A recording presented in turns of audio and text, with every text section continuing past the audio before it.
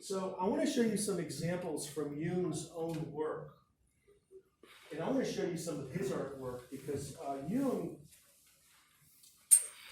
you know, he intellectually studied this topic, but he was also a practicing artist. I mean, not everybody knows he created over 100 beautiful paintings.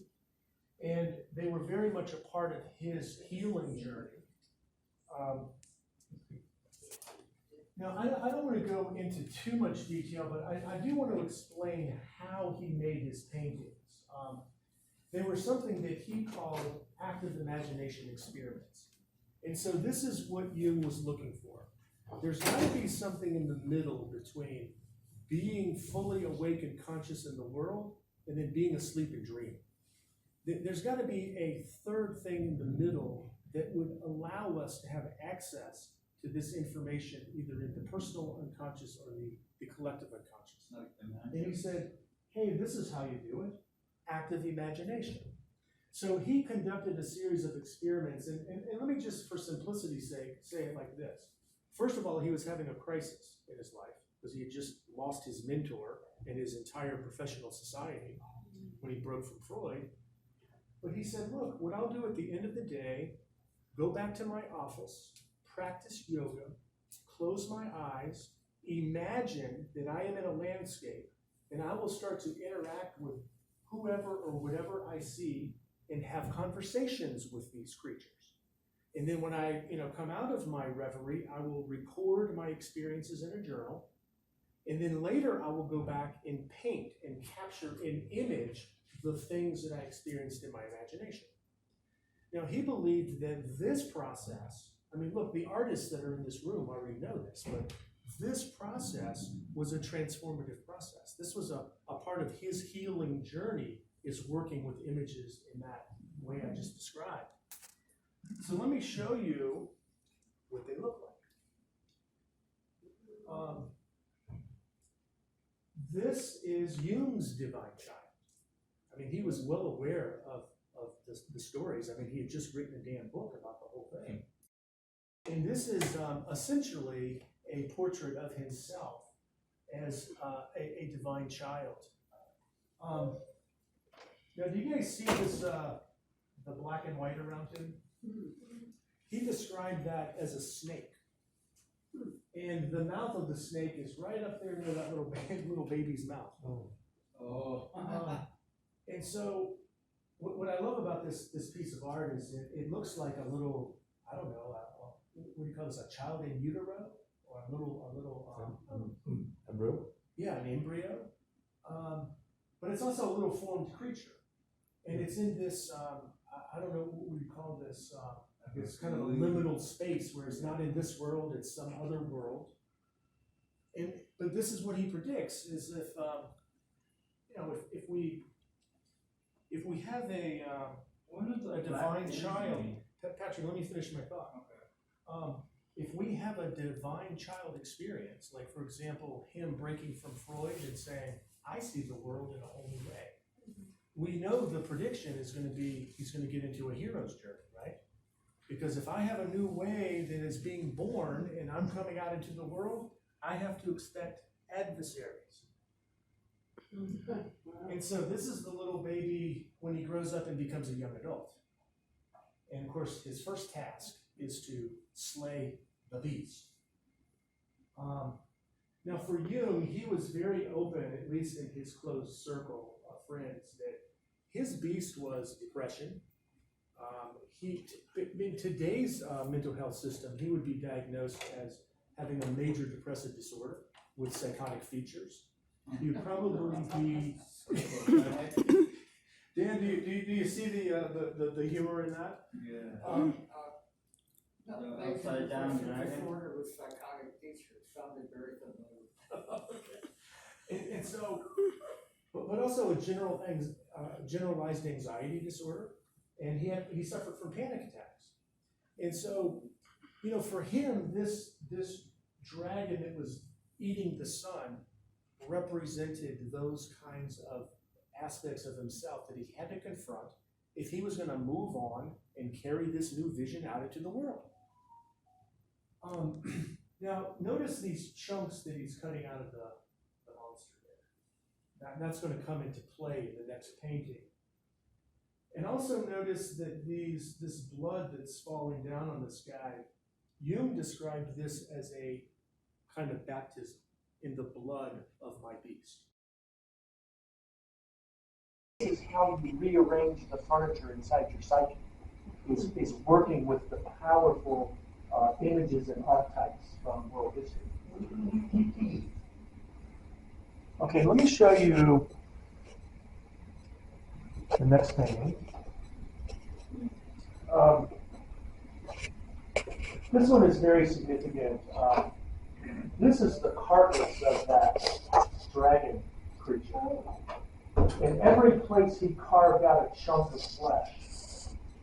When he puts his sword down and kicks his water up and nourishes it, that's where the new comes, the newness sprouts and fosters, and now instead of blood, you just these red flowers.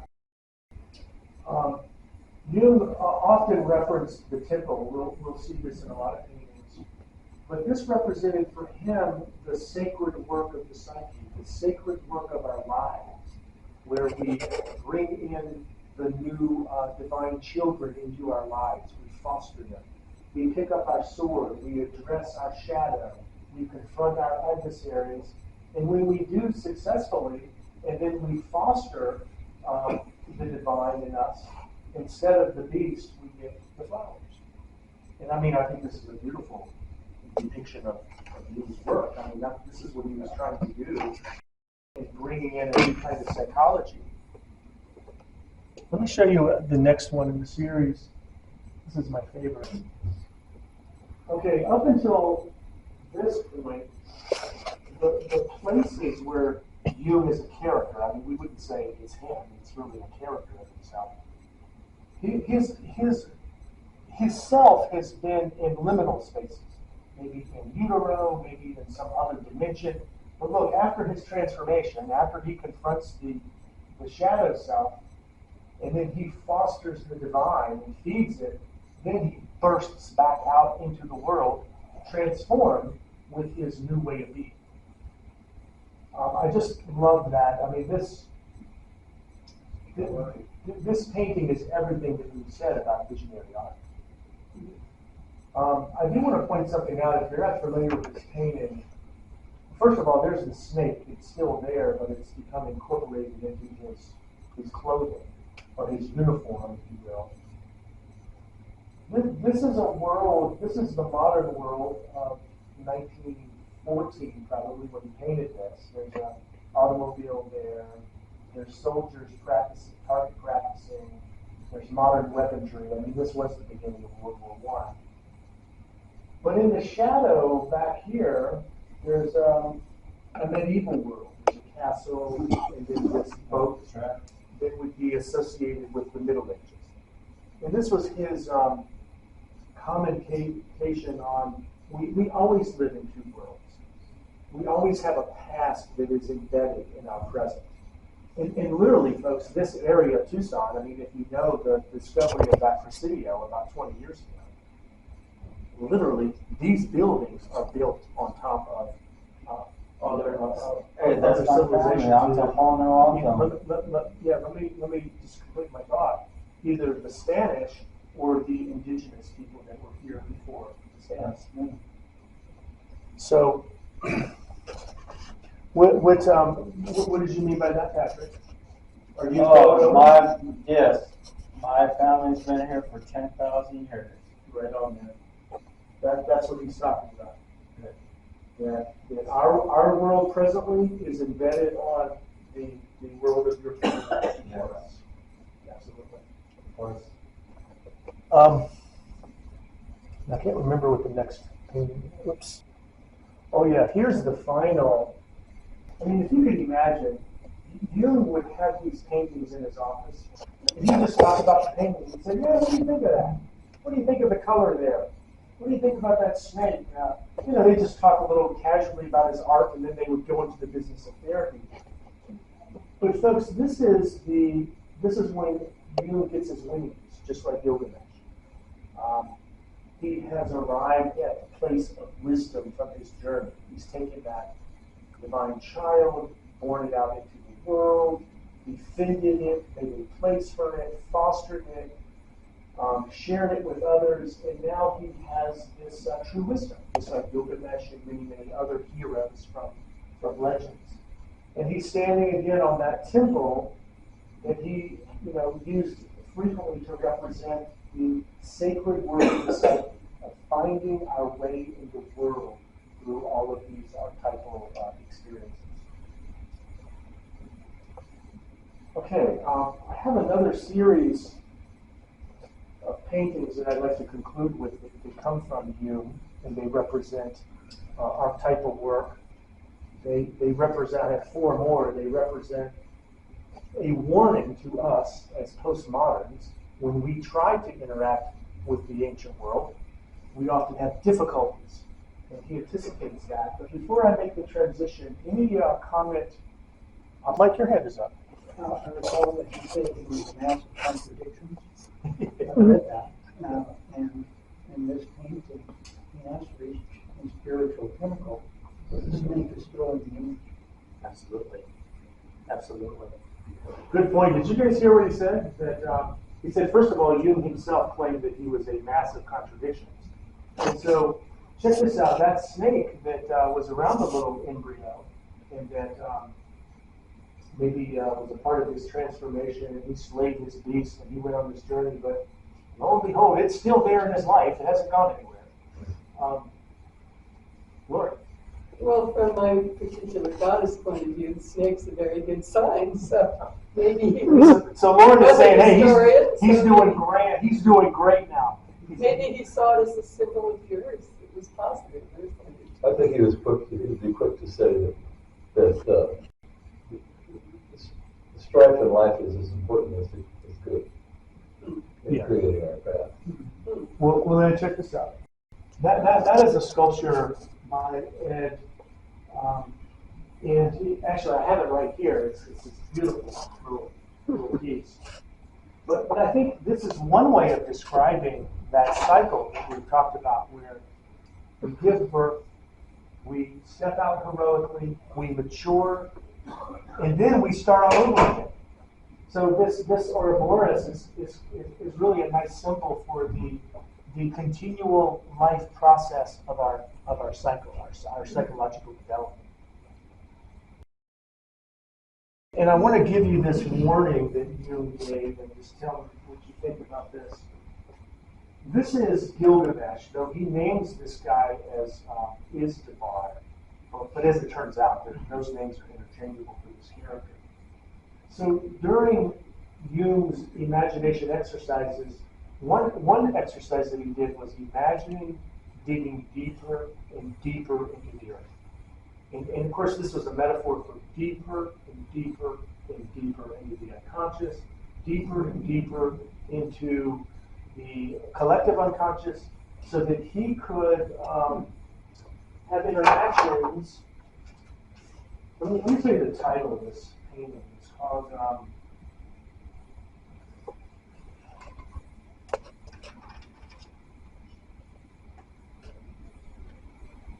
The Remains of Earlier Temples. So he's rifling around through the remains of earlier temples, and of course there's worms all around, there's dirt all around, there's crocodiles. And let me find my pointer. I think I misplaced that somewhere. Here's you, this tiny little guy. Oh, that's it. Yeah, it's like, whoa, here's the past. This is all the wisdom of the Mesopotamia. This is Indian. This is the Chinese medicine traditions. All of the wisdoms of the East. And here's you confronting this giant from the past. And he wants to have a conversation with Izdubar. You know, essentially he says, hey, there you are. I want to get to know you. But this is what happens. The more, this is a gorgeous painting as well. It looks like outside. This is, when Jung tries to talk to this past giant, the giant gets sick. and begins to die. And Jung says, I have poisoned him with my Western thinking, my limited one-sided views of the rational, the Western civilization that is in my being. When I speak to this creature, I poison him and I kill him. Do you guys see what I'm saying where I'm warning? Whereas we're postmodern people and coming from a Western society, we can expect to struggle if we are going to absorb some of the ancient wisdoms, the ancient ways of seeing and being. Well, Jung has an idea. Since this is imaginal, he says, look, I will just pick the giant up as if he were a balloon and carry him around. It's my imagination. I'll save this guy and carry him with me down into the town. Apparently there's a town down there behind the giant. And this is how he represents that. This is a beautiful mandala. And he says, okay, this is all the wisdom of that ancient world. And I'm going to put it into an egg. I'm going to condense it, put it in my pocket, and then bring it inside this building where he was going to sleep for the night. Why is the star black? It's a damn good question. What do you guys think? You could see it as a symbol of Christianity on top of ancient religions. And blackening the star sort of brings the ancient beliefs back to the forefront. Oh, nice. I love Stephen's take. I was just going to say dark night of the soul, but I'm going to go with what he said. It's an important. But Patrick, it's an important observation that star, light isn't black. I mean, shouldn't it be full of light? It's distinct in that it's black. I love all of the roiling fire kind of feeling in this. And all of that intricate design that is essentially Egyptian. And Jung comes by this honestly, having studied Egyptian iconography. Your hand is up. Black in some mystical traditions has to do with the boundless dimension, a vast, open, boundless space, potentiality. Patrick, that's another good answer you just got. Black matter. Black matter, Dark boundlessness, open potential, open possibilities. So he brings the egg into the building, and then he recites poetry. He prays. He sings. He does all of these little incantations. That's the chapter name for the book. He does all of these things to bring that ancient wisdom to life into his world as a postmodern person. Dude. I mean, isn't that a beautiful image? And there's the little egg, and here he is bowing and praying and Checkerboard. there's this very interesting design on the floor, and there's this nod back to the Egyptians. There's a boat with the sun sailing across the ocean. But this was Jung's entire point of his journey in the Red Book, that, listen, we can't just read old texts and become divine and enlightened. We can't just go back to the old ways and then have it make perfect sense to us and be usable. No, we're going to have to go through a process like this. We're going to have to acknowledge our limits, our one-sidedness. We're going to have to interact with the old stories and those old images and make them new. And folks, the reason I want to conclude with this is that I feel like that's what the artists that we are showing here at the library, that's exactly what you guys are doing. Is you're working with these images, either knowingly or unknowingly, and bringing them into the postmodern world so that they have potency. Hey, in closing, I want to say we have pamphlets over there on that table. If you're interested in the kinds of things that we talked about today, and you'd like to engage in more of these, there's a pamphlet